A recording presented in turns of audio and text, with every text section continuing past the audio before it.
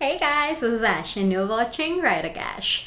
So today I'm going to be doing the Crooked Kingdoms book talk, and without further ado, let's get into the spoilers. I struggled with getting into this book even though I love this book. And I think it was because of how it ends. I've read this before, so I was really dreading everything that happened in the end because Matthias really grew on me. He became one of my favorite characters in this in this book because he went from a misguided bigot in ways to someone who was compassionate, who was more understanding, who was a better person, and he just had such a beautiful story arc. To see him go killed me. He is just such a good character. Anyway, so the fact that not just him, Nina also grows with him. Their relationship grows. They grow as people, and he just dies. And she says, "I'll take you home." He says, "I already am." Like, it was the saddest thing to see her so broken. And I felt it. I felt broken by this book. If he had lived, he could have gone to Ravka and they could have changed the course of Druskella together. And just that wasted potential. My conclusion after this book was Lee Bardugo really likes to kill her characters after redeeming them. And it was just 5 mourners, 1 funeral. Anyway, back to the story. In this book, we see Kaz's journey as well. He becomes more open. He starts to open up to people. He makes a lot of progress when it comes to letting Inej in. And towards the end of it, I like that they went their separate ways at first, that they didn't just automatically get back together. How he became the leader of the crows and he bought her ship so she could attack the slavers and just the support. So this book starts with the crows trying to rescue Inej from Van Eyck, but in order to do so, they kidnap Alice, Van Eyck's child bride. He's a 40-year-old man whose wife is almost the same age as his son. It grosses me out. I just can't stand people getting married to people so much younger, to children basically. It's just gross. Anyway, so we also see the more of Violin's past in this, making me hate Van Eyck even more. Van Eyck tried to have Violin killed. He didn't just kick Violin out. He tried to have him actually murdered. How do you redeem a man like that?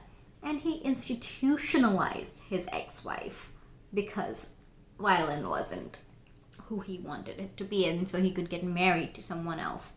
It was such bullshit. Not only did he institutionalize his ex-wife, he also took his ex-wife's money. And I felt so bad for all of these people involved. Van Eyck just destroyed so many lives. And then Jesper's father arrives in Ketterdam because he gets a notice from the bank, and that's how he learns Jesper isn't really in school and he's actually a criminal. So I think Jesper's father arriving in town also helped Jesper's self journey. He evolved a lot in this book. He definitely became he reflected on his mistakes and he started to tell the truth. Speaking of Jesper and Violin, that one scene where Jesper kisses Kuwei thinking it's Violin, how Kuwei lets him kiss, encourages him to kiss him because he thinks Jesper's hot. And then Violin walks in on them.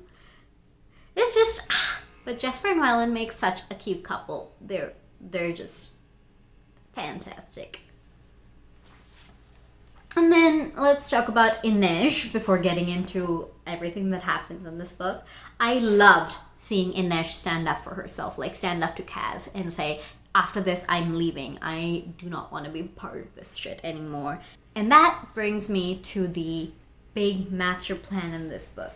So, as I mentioned, Kaz, to rescue Inej, kidnaps Alice, Vanek's wife. And when they exchange Vanek's wife for Inej, Vanek later starts yelling about how he kidnapped Violin and has them plaster all of their faces and puts like a bounty on their head and everything. And I was shocked that Vanek could outsmart Kaz and the crows. And I am so glad I read Shadow and Bone when I was reading this, because having them bringing the Ravkans and actually recognizing them, like when I read it the first time, I just saw them as random characters who Nina knew, but now I recognize them, and that was just exhilarating. And honestly, Kaz's plan, I didn't see that coming even though I'd read it. I was shocked at every turn. How they said they would basically funnel the money from the merchant council when they invested in the Drudas plant to Ravka, but instead Kaz decided to funnel it to the shoe and then called in the fake Tide Council of Tides, to say that there was something wrong with this thing and causing the whole scene and revealing Vanek as the fucking criminal he was. And then, oof. That was good. And I love that Jesper's father got to play a role in all of this. If only that, like, we got more of Jesper interacting with his father, because that was so crucial in him really progressing. I will say, Matthias's death could have been ignored. Like, could have been not done, in my opinion. His death was just so last minute. And yes, it sets up the plot for the next book or whatever, but it's just losing him hurts so much, I just couldn't cope. And Nina promises to take Matthias home and all of the crows around him for a funeral, despite their motto being no mourners, no funeral. And that just shows how they've all developed. They've formed a little found family, and that is one of my favorite tropes. I love a good found family trope. And it was just sweet that, like, when we see that one last scene from Matthias's point of view and him finding himself with his wolves, and he's finally home, and it's just a sweet scene. Going back with talking about the development of all the characters, Jesper in the end has developed enough to know that he is not capable of having the money for himself. He needs to give it to his father because he understands he has a problem. And I love that him and Violin do end up together, and Violin takes on a role as a merchant and Jesper helps him, and it's just a good dynamic. And then there is Kaz and Inej. Like I mentioned, they take some time apart before he meets her as she's about to leave Ketterdam, and he buys her the wraith, and he finds her parents for her. And the fact, one of the things I loved about the scene with the Ravkans, Kaz fucking knew Strumond was Nikolai, and he has Nikolai find Inej's parents for her, and it just made a lot more sense of how all of this happened. And you know the sweetest thing? He was nervous to meet her parents. After everything that happened, after everything he's done, after all that he was nervous to meet his girlfriend's parents, or the girl he's interested in his parents.